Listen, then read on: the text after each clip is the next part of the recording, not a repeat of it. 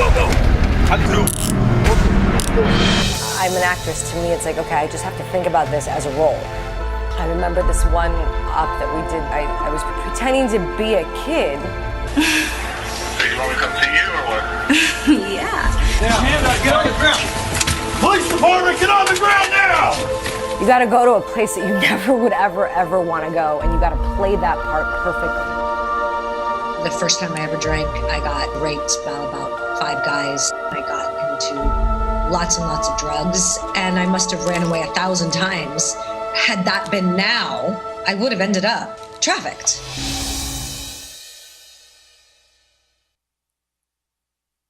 Please welcome Marisol Nichols.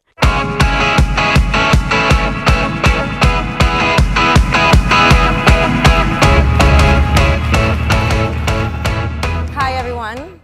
First of all, I want to say I am beyond honored to be asked to speak at this conference amongst such incredibly powerful women and with a theme about making the future better.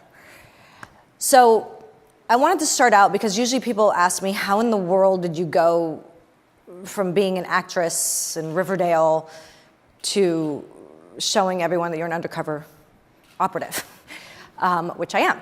So first of all, I started learning about, and this is a dark subject, okay? So I'm very aware of this subject, and people don't necessarily want to hear about it, right? At least good people, because it's dark. And my purpose in doing this talk is that if good people don't hear about it, then nothing gets done about it, because all the bad guys know all about it, right? So about 2012, I started learning about human trafficking. I befriended a woman who was traveling around the world educating people about their human rights. And she would come back and she would tell me these things about child brothels. And I'm like, wait, what? And child sex trafficking. And I was like, wait, those words should never be in a sentence, ever, together. And I couldn't believe that this was happening. And my daughter at the time was 4, 5, and I couldn't sleep, literally.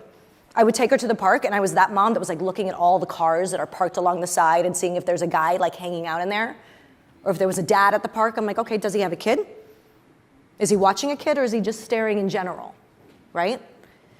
And I couldn't sleep. And I've always believed that if you're going to do something about anything, you have to learn about it. I wanted to be educated about it. So I dove in. And I met with everyone and anyone that would meet with me. I met with law enforcement. I met with different nonprofits that were tackling this from a different side. I met with the National Center for Missing and Exploited Children. I met with the State Department. I met all the way up to the executive branch of the White House under Barack Obama. So I could learn as much as I could. And I learned that this was a $150 billion industry with estimates, because it's estimates, between 35 and 40 million people trafficked worldwide. And out of that, 4 million of them are children caught up in the sex trade, which is unthinkable. And when you hear about this, you think, okay, those poor kids or girls in the Philippines or Cambodia or Thailand over there. But these unthinkable abuses are happening in the United States. In every single city in the United States. And 75 to 80% of the girls that are trafficked in the United States are United States citizens. It's not bringing people from overseas over here, although that does happen, but it's rare. Because trafficking is supply and demand. And unfortunately, we have the supply here, and we have the demand here. So, as I said, this is a very dark subject, but in order to change it, I need people to be willing to hear about it. And so I hope to present this in a way that is not so overwhelming that you're like, I don't want to hear that, I can't do that, but that you'll hopefully learn more and join me. So as I was saying, back in 2012, so I was learning about all of this, and I was at the same time promoting a TV show I was on called GCB. And I was walking the red carpet. And what happens sometimes is, I would get invited to a big nonprofit event, let's say. This one particularly was, I believe, promoting backpacks for children, right? And so I'm gonna go, and InStyle is covering it, and Associated Press is covering it, you know, and you get your outfit, and you talk to your stylist, and you get the whole thing. And my publicist would give me what's called sort of like a cheat sheet, so that when Access Hollywood asks me, why are you here? I can remember the cheat sheet, and I can go, okay, well, I'm here because 60,000 children in the United States don't have backpacks and don't have this, and so we're here giving backpacks to children. And it looks like I care so much about this issue, which is not to say that I didn't, but I literally just got the cheat sheet, right? And that's usually what happens. And what I noticed was because all these other celebrities were on this red carpet, they're getting all this press for this issue. And I was like, well, children are being trafficked. And we need to be talking about that. Like, I don't understand why there's not riots in the streets on this. And so I was like, okay, well then what if I put together my own event, and I invite a bunch of celebrities, and I invite the Associated Press and whoever else will cover it, and then I can get that word out. And that's what I did. And I formed my nonprofit called Slavery Free World, so I could be taken seriously. Like, literally, that was why. So I could open up more doors and get into more doors and meet with more people. And so I held a red carpet, and I had Terry Crews came, and Kelly Preston came, and Kristen Chenoweth came and sang, and I gave them all the statistics, and they said it all on the red carpet, and it was great, and we got the word out. And I invited the nonprofits and different legislators that I worked with to come and speak and educate them, right? So now, it's my second year, and I was doing my second event, and this is where I met my partner and how I ended up going undercover. So I needed a keynote speaker, and someone introduced me to Tim Ballard, who was former CIA, former Homeland Security, and he headed up the Child Sex Crimes Unit for 12 years. And all he did was travel around the world, infiltrating trafficking rings and rescuing children.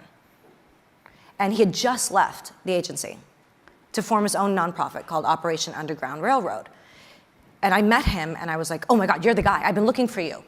Because who's getting the kids? Like, who's getting these kids out? And I'm like, will you come and speak at my event? And he said, absolutely. So he came and spoke at my event, and we hit it off, and we became like immediate best friends, like bam. And then one day he said, do you want to come with us? We're going to Haiti. At that point, they were gonna take down a house that was being used for organ trafficking. Just dark stuff. And I was like, yeah, I'll come. And so I went just to observe, just to watch. And then on the way back, he's like, do you want to go undercover? And I was like, wait, right now? And he was like, yeah. I was like, well, what do you need? Yeah. What do you mean? He's like, oh, well, we've been tracking this guy. He's been traveling around the world, going to these different sex parties. And if we have a female, it works better. I was like, okay. And so he immediately gave me a character.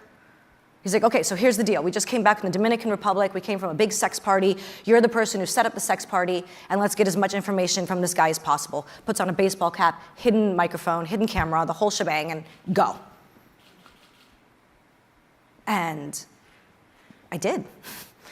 And I came up immediately with some kind of character, like what kind of person would travel with men for a sex party overseas? And so I just adopted an accent and did the whole thing and became that character, and we got information out of the guy. And I was like, I'm kind of good at this. Okay.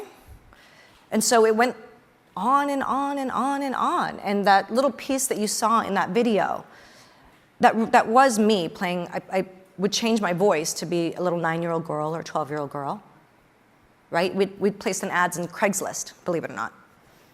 And we put an ad in there that said, 9-year-old and 12-year-old girl in town, 3 days only, need someone to come and educate them. And within 15 minutes, we had like 35 appointments in this tiny godforsaken town in California, here. And they needed someone to be, so I played the methed out mom and That's how you saw the hair all messed up and all that stuff. And I played the little girl. And for like an entire weekend, all I did was talk to pedophiles. It was insane. But we got them. And we put them behind bars. Thank you.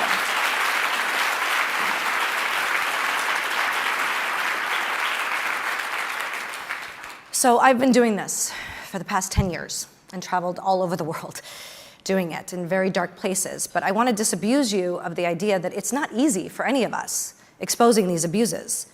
I'm talking battle-hardened ex-military Navy SEALs, other operatives that deal with crimes against children. Like you never forget the images that you see. You never forget the faces that you see and the people that you confront. But we're here today to make a better future that is safe for our children, right? Today in America, most of trafficking happens online. And on the National Center for Missing and Exploited Children, they reported a 98% increase in online child enticement reports in 2020 compared to 2019. There were 1.6 million reports in the United States in 1 year, in 2020. So I want to give you guys some tips and what you can do to keep your children safe, your sisters safe, your nieces safe, your nephews safe. So first of all, when you're posting, most kids, let's face it, are on TikTok or Instagram or Facebook or whatever the new blah, blah, blah thing is, right? So one of the things you have to be careful about is what you're posting. Like, don't post yourself or don't let kids post like in front of your home or in front of a car with a license plate. Anything personal or in front of the school.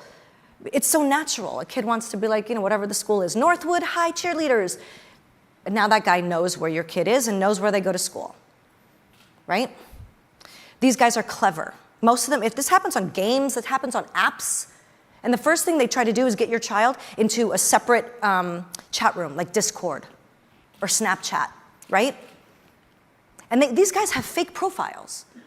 Like Facebook has you can put anything up there. So these guys will get a fake picture of a boy that goes to a junior high 3 towns over, put up his picture, his thing, looks like a whole entire profile as a 15-year-old, and chat up a girl for 3 months, 4 months. They're patient. They're patient. They know how to talk like a kid. They'll misspell words. They literally, like I've talked to these guys, they misspell the words, they do it like a kid, they use the slang, they do all of that. One of the things that you can do as a parent, like if your kid's like, but I've been talking to this person for a year and they're my friend and I understand that. Go, great. Have them send you a video of them talking. Because you can send a fake picture all day long. How about a video? Hi, Jenny, it's me. I just wanted to say hi. There you go. That's one way of proving it, right? The other thing is they look for angry kids. They look for the kid that's posting like, I hate my parents. Screw my parents. They grounded me. Boom, target. Right? In America, the profile for kids that get trafficked are foster care kids and runaways. Truly. And they're looking for these guys. Like, I work with law enforcement all the time. We put up these fake profiles all the time. F my parents. Whoosh. It's crazy. It's crazy. So if you want any more tips, and I'm happy to talk to anybody after this, or please reach out to me. I have a podcast that I formed where we talk to experts in this field and other guys that I've gone undercover with. We show footage. You have to educate yourself and educate your kid. I've talked to my kid, I'll give you some little tips that I've said to my child, because you have to do it in a way that's not overwhelming. Because you don't want to scare your kid. And I tell her, I go, honey, look, there's 80% of the people out there are really good people. Truly. It's just the small bad guys you got to worry about. And they'll do things like this. Don't tell them who you are or what age you are. They might ask, oh, do you have to get up for school in the morning? They're fishing, right? Oh, is it your bedtime now? Things like that. And you can talk to your kids in a way that won't overwhelm them, but so they're educated. So I invite you to please listen to my podcast, Marisol Nichols' podcast.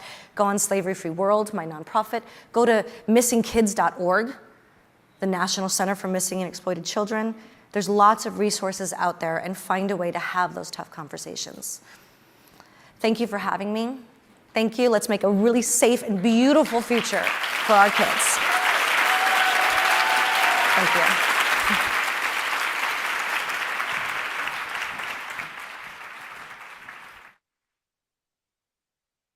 Hi, everyone. I hope you've had an amazing morning. Some incredible content. We're going to do a really quick 10-minute break, and then we're going to meet back here for some more programming. See you soon.